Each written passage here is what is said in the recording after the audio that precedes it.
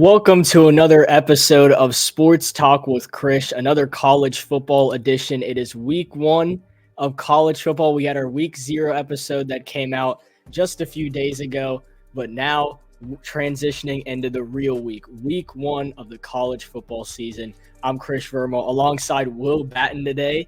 And first and foremost, if you want to hit the subscribe button real quick while you're at it, as Sports Talk with Krish is trying to hit 2,000 subscribers soon. If you want to check us out on Instagram, TikTok, at Sports Talk with Krish, my Twitter, KrishVermo_3. You can check out Batten at Legendary Will, too. I believe that's the tag. Indeed, that is it. All platforms at Legendary Will, too. Check me out. All right, well, then let's jump straight into it. So we saw what we saw last weekend. Not a lot you could take away from last weekend. Obviously, not a lot of teams playing. Everyone starts playing this weekend. We got Thursday, Friday, Saturday action, but this weekend is the real weekend of college football. All we can really take away from last week was Florida State's what we can call infamous loss in Dublin. Yeah, I think that Florida State just really offered a masterclass in failure overseas in Ireland. But prior history does tell you anything, the Ireland games are a little bit meaningless because Northwestern a couple of years ago beat Nebraska in week one in, I think, 2021 or 2022, and then went on to not win another game for the rest of that season. And then Pat Fitzgerald got the boot for hazing that I don't think that we can discuss. Yes, yeah, indeed. We can't really go into further detail about that, but as you can see, yeah, maybe Dublin doesn't mean a lot. Obviously, so some know I'm a Florida State fan, so I've already kind of put that short-term memory. The Noles have a game Monday night that we're going to discuss against Boston College. A good bounce-back game. I think it's a hosted game. But we'll start on Thursday because, everyone thinks about, we always think Saturday, you need this and that. There are a couple games Thursday, and I'm just going to open it up already. We already know what you want to talk about. So let's go ahead and get straight into it. What do you know? What do you expect? This is year 2 of the prime era, as I want to call it.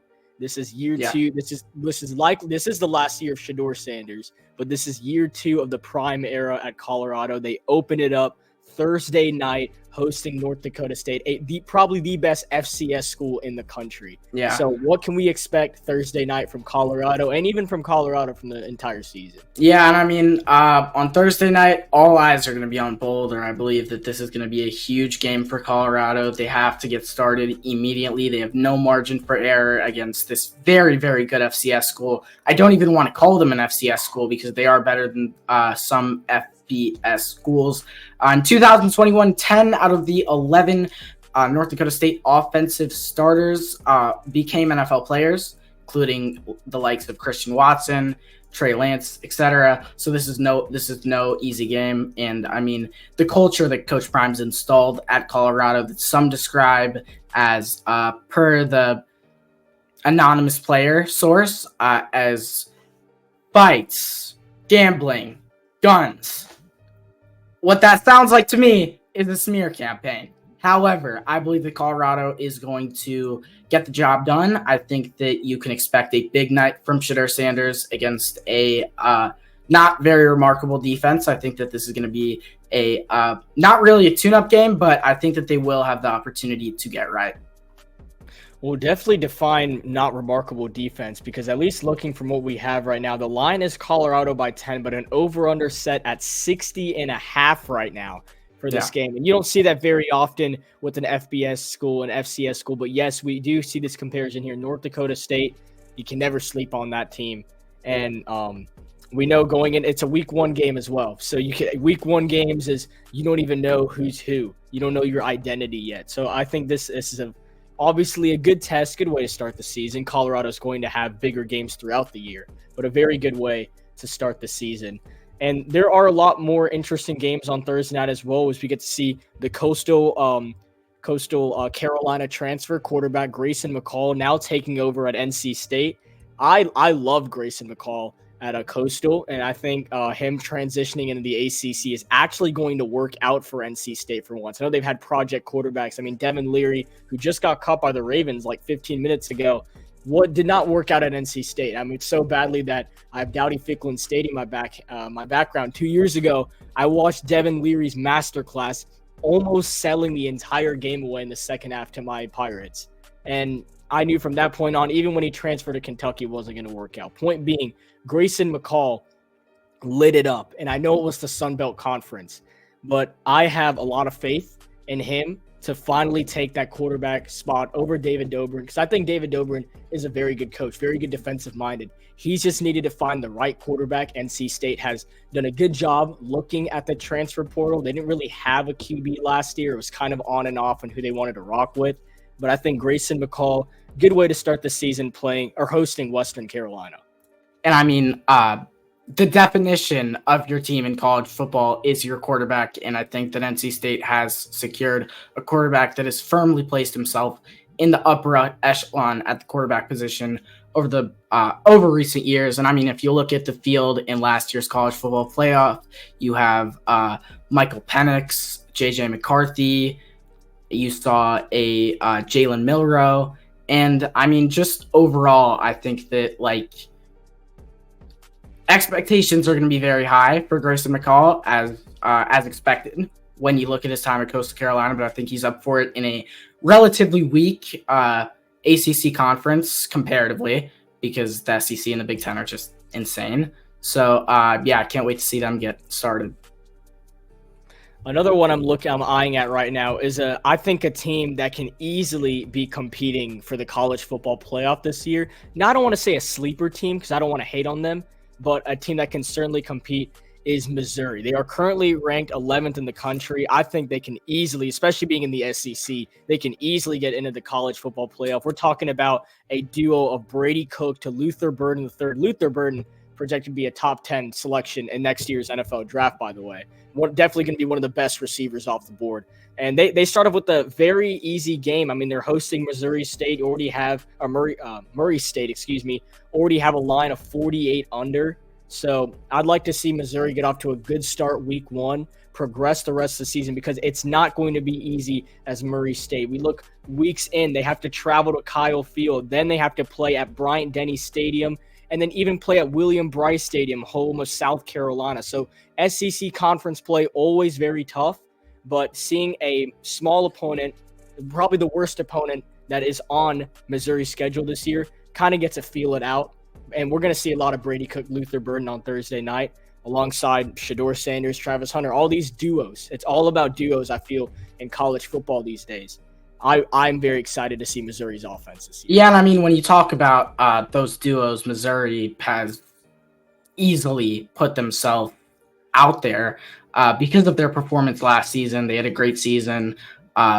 Brady Cook led the way for them, and I believe that this is Missouri's window. I think that Missouri's window is this year, and then you figure out the future, because last year opened this door, and I think that with the 12-team playoff, this is their opportunity to get into the college football playoff. I expect them to kickstart that high-powered offense of theirs, led by Luther Burden and Brady Cook, and I expect them to destroy Murray State on Thursday night.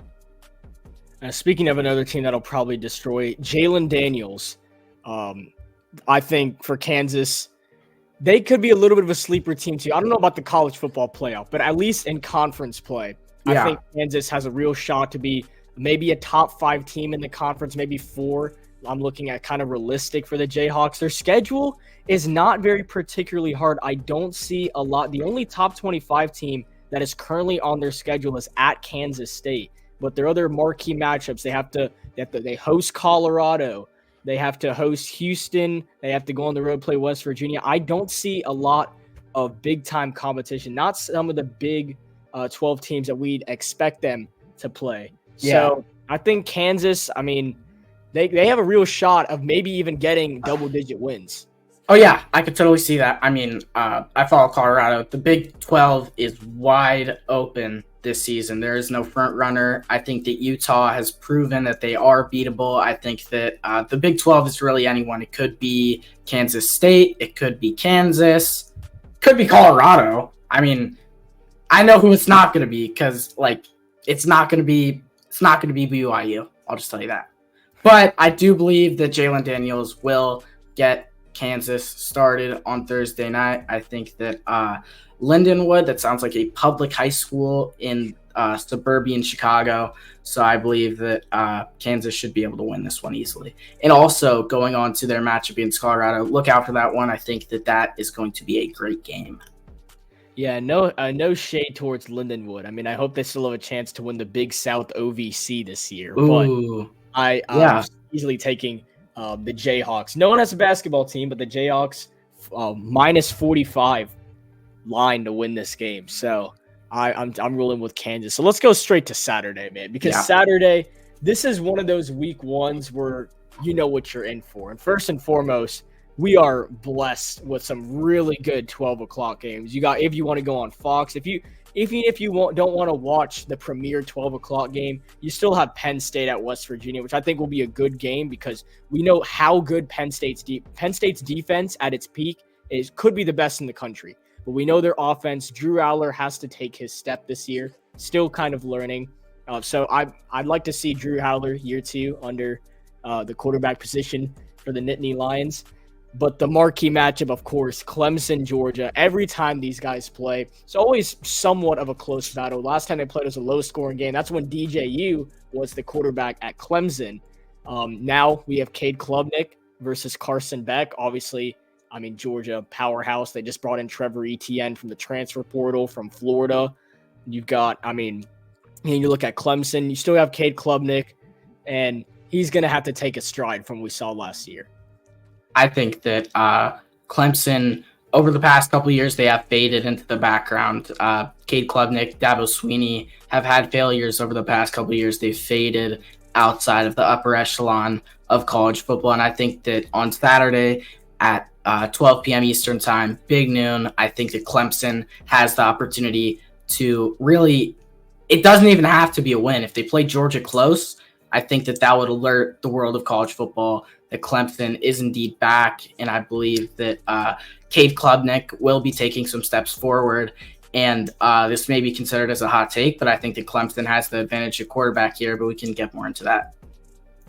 I mean, yeah, I mean, we can easily talk about that. And we Will and actually, before recording this, we're talking about looking at the 2025 NFL draft and what we thought about Carson Beck. Currently, according to DraftKings, not a sponsorship, Shedeur Sanders plus 400 to be the number 1 overall pick in next year's NFL draft.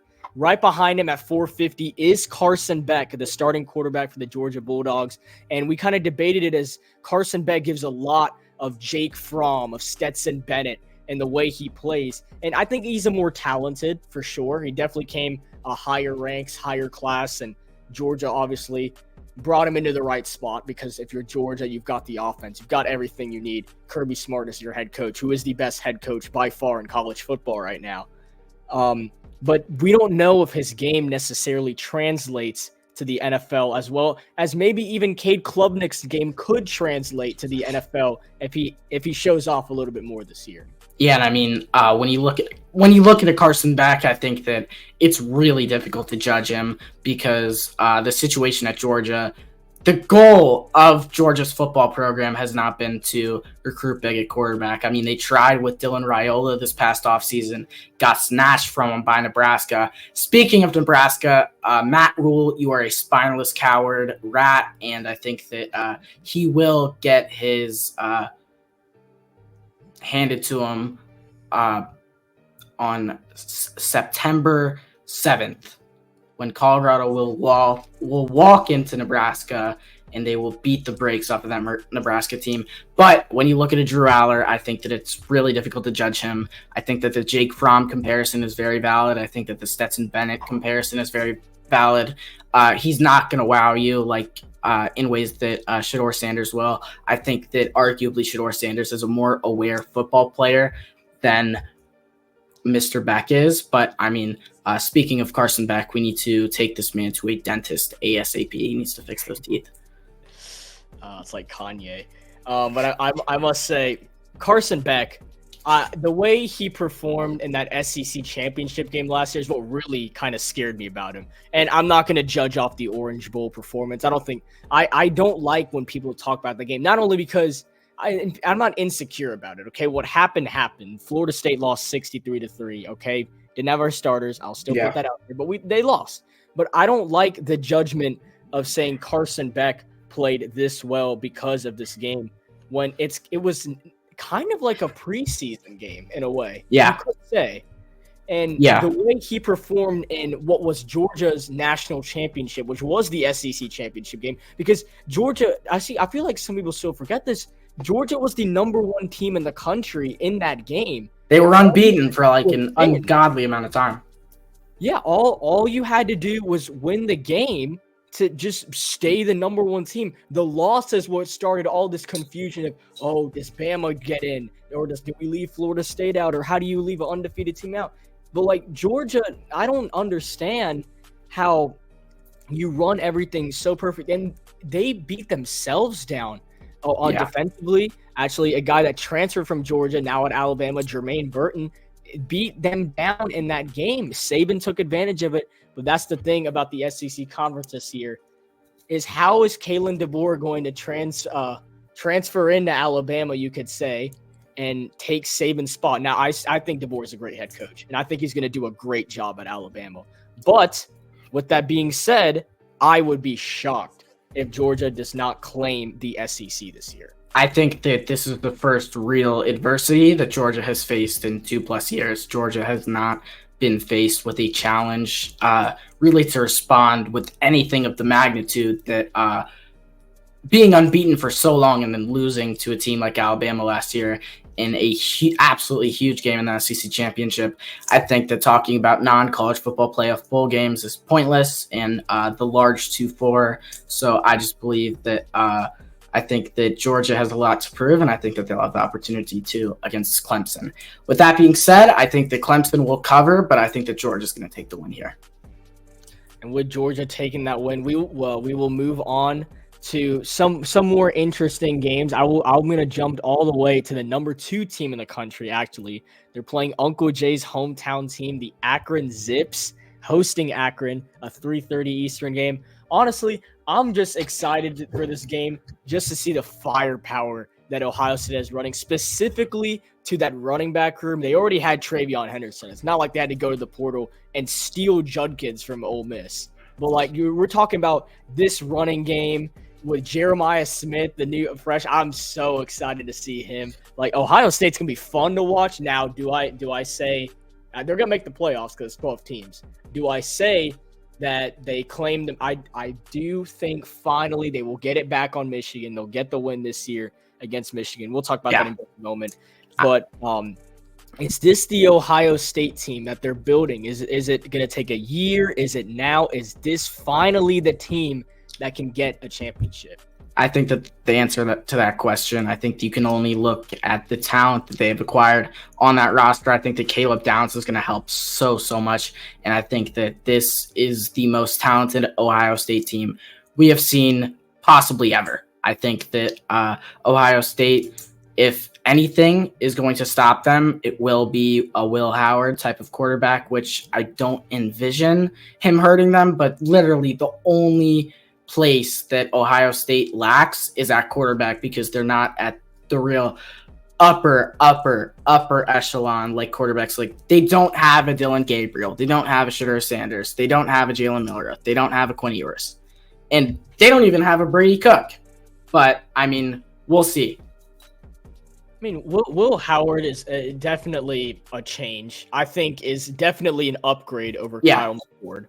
But with that being said, it is a pretty stacked quarterback room. They have to move stuff around. I mean, Devin Brown is still on the roster. The freshman Julian Sayin. I've heard a lot about Julian Sayin, especially when we were at Chicago camp. The hot tub talks about Julian Sayin and his career if he stays at Ohio State after this year, because Will Howard already a senior. He'd be competing with Devin Brown, that sophomore-senior matchup. That's if he stays at Ohio State. But Julian Sayin being one of the best quarterbacks coming out in the class. Ohio State has good depth at the quarterback position. Yeah. It just really depends. So if they don't like Will Howard, kind of like this DJU situation, if DJU does not continue to perform and Florida State like starts the year off something absurd like 1-2 or like 2-3, something like that, then they might just bench DJU and put in the true freshman that they have right now, Luke Cromanoke. And looking at Ohio State, they can easily just switch in Devin Brown or Julian Sayin. They have the depth for that. But Yeah, and I mean, like, it could be Aaron Noland, but I'll let you continue. I mean, yeah, definitely. They've got a lot. That's 2 freshman QBs you're naming now. So with that being said, though, you just made this offense off your run game. I mean, you're not going to go bring in Judkins when you already have a Heisman contending running back in Travion Henderson. So they're building their offense on the run game, but you need at least a tolerable QB. So if you bring in a guy like Will Howard, who definitely has experience, but does he have the talent to play in this big of a conference? We can only find out. Yeah, and I mean, I think that's going to be the question. But with that said, I will be taking Ohio State here. I think that this is a no-brainer. But I think that we will be watching at King James on Twitter. I think that this is a real choice for him.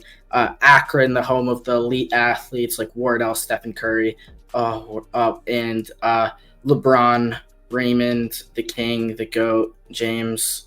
So I'm excited for this one, but Ohio State's going to win. Not going to be close. Not at all.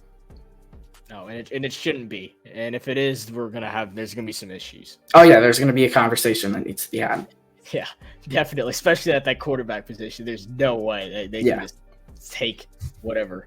Line on the game, 48.5 Ohio State. So, I mean, and they're hosting it too. It's not like Ohio State's about to travel to Akron. So, yeah, this 3:30 slate actually very solid, just kind of like the 12 o'clock slate.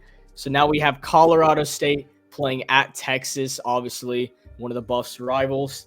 Texas this year, man, I like them. They went out. I remember Isaiah Bond, who made the crazy catch for Bama last year, transferred into Texas to be one of the star receivers for Quinn Ewers, who is actually a projected top 5 pick according to DraftKings in next year's NFL draft.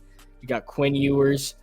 We've already heard the Sark stories. We've known them. I think Sark is one of the more underrated coaches in college football. Him, Mike Norvell, some of the guys I feel like don't get valued as much. I think everyone just looks at Texas. They don't look at what Steve Sarkisian has done with the program, because Texas has always been a big school. But they've sincerely had down years these last few years. And then all of a sudden last year, they're in the college football playoff. And they're a play away from going to the national championship game. So what Sarkisian has done in just a year or two of Texas. And speaking of that national championship game, they didn't even have Jonathan Brooks. And CJ, Baxter was banged up as well. So they didn't even have their starting 2 running backs in the game and nearly knocked off Washington. So I'm just saying, Texas, Sarkisian has done a brilliant job. Their transfer class, like I said, with Isaiah Bond has been solid. They'll take care of business against Colorado State.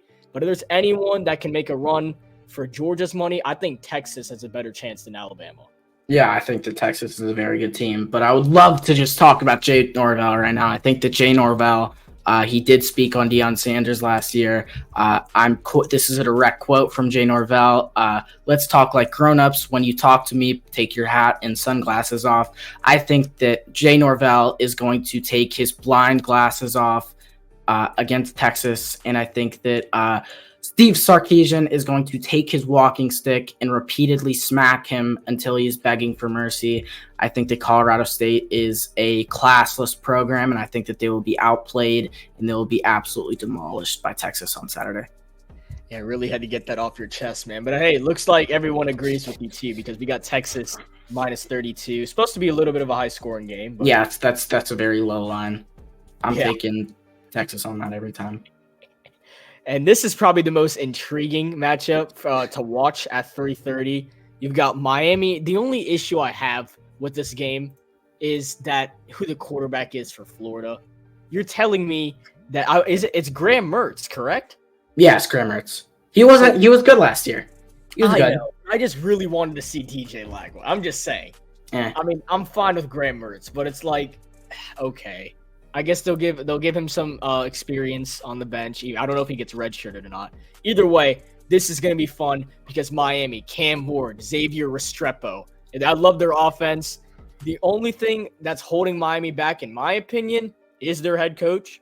So this might be his last ride if this does not work out. If I'd honestly be a little shocked if Miami's not competing for the ACC like they were competing for it last year. But I mean, like in the conference championship game, and should be going. I think Miami can easily go to the postseason this year if they just play their cards right.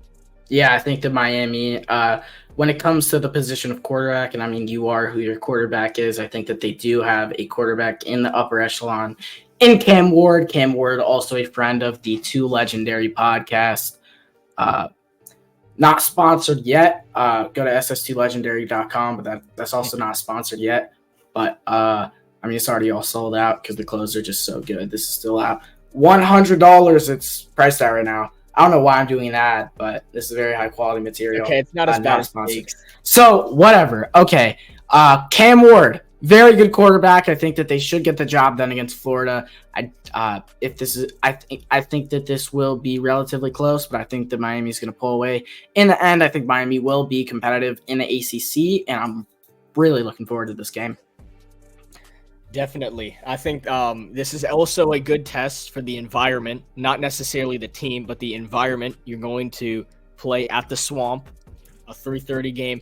Swamp, and it's kind of rainy, is a very, very intimidating environment. Yeah. So this is once again great test. Not a lot of teams always get great tests in week one, but you're seeing it with Clemson, Georgia. You're seeing it Miami, Florida, because Florida's got a lot to prove. I mean, Oh yeah. Billy Napier So is on much. the hot seat, so they've got a lot to prove if they want to do anything. I mean, they have classless players. Obviously, I'm a Florida State fan, so I'm saying that, but they've had classless players under Billy Napier. We've seen it. Like last year, and you've even seen when Florida nearly made the postseason, a guy just threw the cleats away, and it pretty much cost them their whole season. Like they're just classless players.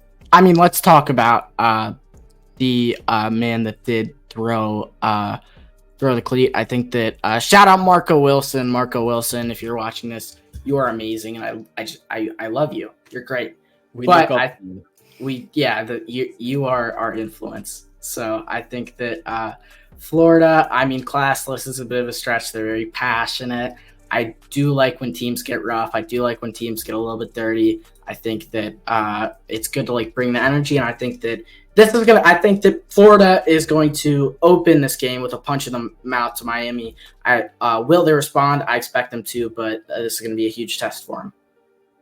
And like I said, the only thing that I personally think, and we'll see if Cristobal decides to change anything, but the only thing is Mario Cristobal. That's the only thing that really concerns me about Miami for this season. If they decided to move on from him before this year started, I think after that Georgia Tech game, I don't know how he's still the head coach, but I cannot believe that happened. But they still held him under contract. That means they still have a little bit of hope in him, or they just didn't like anyone in the cycle. It's one of the two things. Yeah. I'm leaning towards one, actually, because I mean Cristobal has proved what he can do at his best. I think just making logical decisions this season and the right moves will once again get Miami into the postseason, which is why only concern is the coaching situation. And I will be at 6 p.m. at Norfolk State at East Carolina at Dowdy-Ficklin Stadium. It's going to be hype. I'm excited. I'm supposed to do a little bit of content with the receiver one and the running back one after the game, before and after the game. So we will see how that works out. I'll try and get it here. I don't know what's going on above me. Is that DJU? Yes, that is actually on your right side. Get him out. Get him out. I don't see Shador. I think that this is a disgrace to all things good in the world. I think that this is truly evil, and I'm very disappointed in you. I was actually kind of shocked it took 29 minutes for you to just realize that DJU was hanging on the right side of it. But you know what? You're right. You're right. I think the face of college football. The face of football needs to be put up there. I think we do need to make a business decision. So I think for the next episode, I will most likely change it. I will take DJU off. I think that performance does not deserve him on the banner. So I will. Carson Beck's already on here, so I think I might as well have to add the most likely number one overall pick. But let's keep moving on with this. We have a couple more games before we'll wrap it up. The three biggest games I want to talk about right now. 7:30 Saturday night. Obviously not going to be watching this because I'd rather watch ECU Norfolk State. But we got Notre Dame at Texas A&M. Riley Leonard, the Duke transfer, now heading to the Fighting Irish at South Bend. Marcus Freeman. I mean, Notre Dame always has very good offensive line, so I get Riley Leonard leaving Duke after suffering several injuries last year.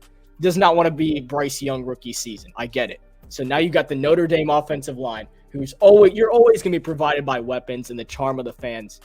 But something you're always offered is the downfall in the second half of the year, or just a random loss of a game that they shouldn't have lost, that the Fighting Irish are notoriously known for. But once again, being a 12-team playoff, anybody can get into the postseason. Notre Dame not having a conference championship game helps and doesn't help them at the same time. So as long as they take care of business, this game and hosting Florida State are their biggest games, in my opinion. Yeah. Florida State, we just realized, is a lot easier as a matchup as we thought it would be. So this is easily their hardest matchup. I mean, college football 25 thinks Kyle Field is the hardest place to play. So you're already I'm not going to tell college football 25 I'm wrong. I don't want 1,000 screaming Aggies to come outside of my house. I mean, it's definitely it's an intimidating environment, but not 1,000. Sorry, 100,000. With that being said, I still think Notre Dame is going to win this football game. Yeah, I think that this is going to be a huge test on Marcus Freeman. And as you previously said, Riley Leonard. I think that Notre Dame has assembled a great program, and I think that Notre Dame, if they're able to win here, they should be a lock for the college football playoff. Heard it here first. Yeah, I mean, no surprises. Notre Dame, not ever a top 4 team, but hopefully a top 12 team. They usually are, but hopefully a top 12 team that can get them into the postseason. 2 more games I wanted to highlight, starting with this one. 2 ranked teams playing in Vegas on a Sunday night, and this will actually be good to watch because, none of us have school Monday. Unless you're Sam. USC and LSU, a 7:30 primetime match. I found this funny because these are 2 teams living the post Caleb Williams and Jaden Daniels life. So number 1 pick and number 2 pick in the 2024 NFL draft, all gone. They're both from these 2 universities. So now you're living the life after those, and you get to see how the programs move on without, 2 Heisman quarterbacks, literally. So I'm curious to see how they look on such a big stage. And, you're playing in Vegas, so you have all the atmosphere and the aura you can have.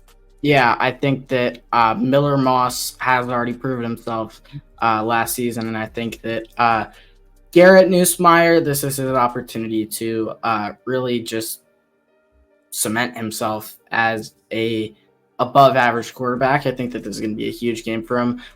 He's surrounded by a very talented LSU team, and I think that it's going to be a huge game for him. But I do have USC winning this football game. I think that we will see a great Miller Moss performance, and I think that Lincoln Riley will be getting it done.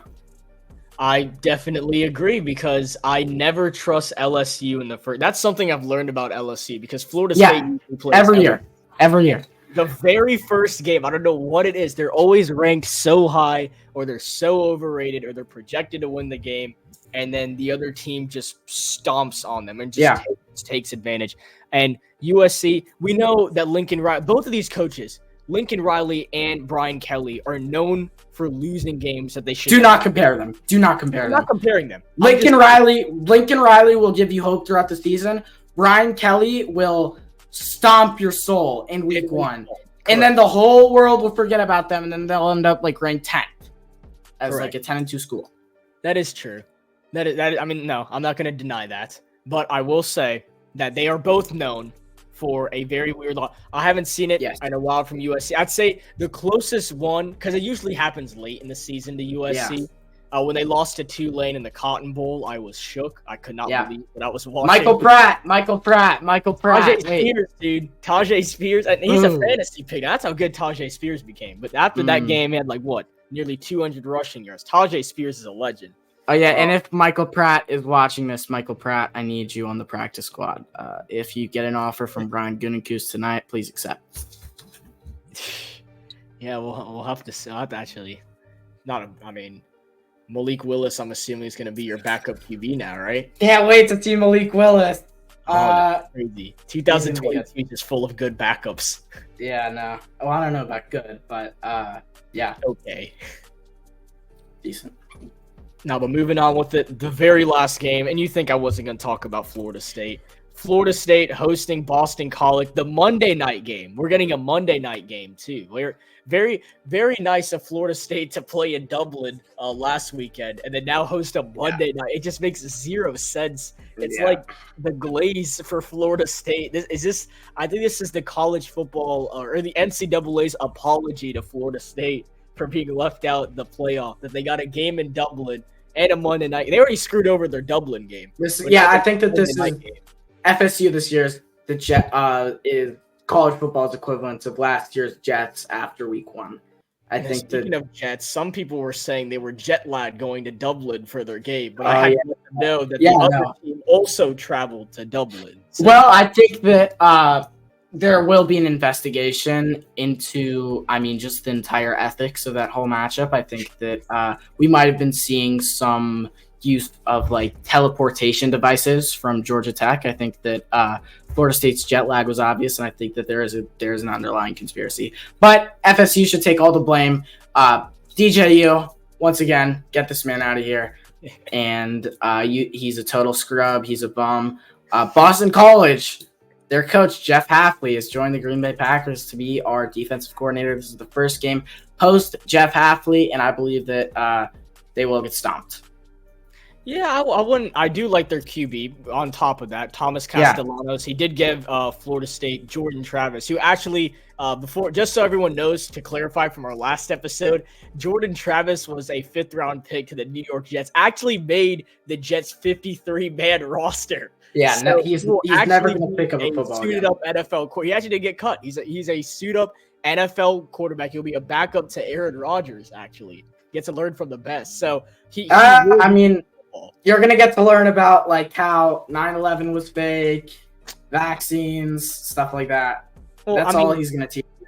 Okay, but going off of that, where did Love got this from, dude? He didn't just sit there for he saw Rodgers in the room. Like, he was in the presence of, like, greatness. Come on, dude. He didn't just And that's not going to rub off on Jordan Travis. Jordan Travis is going to trip, and then he's going to hold on to his leg for 3 hours.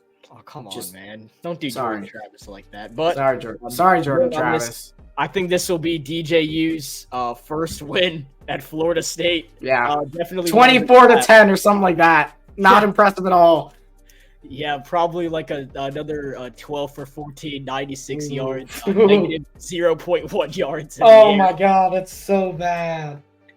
How do you not have a forward pass? That's like, so terrible. Screen passes are insane. But so we're all taking FSU, and that's going to wrap it up for this episode. This is Season 4, Episode 2 of Sports Talk with Krish, the College Football Week 1 edition. Just so everybody knows, starting next week, we will have our first NFL Week 1 show. Will, I think you wanted to say something?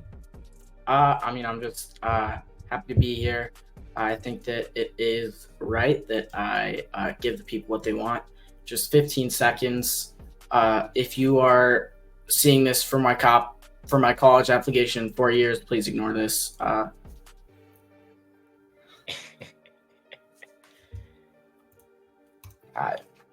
Thank you. Okay, all right. You should definitely once we get this out here, you should definitely post that, send it to Shador. But anyway, that's gonna wrap it up. Season 4, Episode 2. Make sure to hit the subscribe button. Sports Talk with Krish on the road to 2,000 subscribers. You want to go check out Will? Right there's the tag, Legendary Will 2. I'm Sports Talk with Krish everywhere except for Twitter/X. I'm Krish Verma _3. Thank you all for tuning in. We'll see y'all for the next college football episode, and then we're starting the NFL podcast. So everything coming up. Got the games. We're definitely doing Ravens Chiefs. Got to get the Brazil Packers Eagles game in. Everything's starting to roll in. NFL, college football. It's the best time of the year, folks. School might be back, but it's the best time of the year. We'll see y'all in the next episode.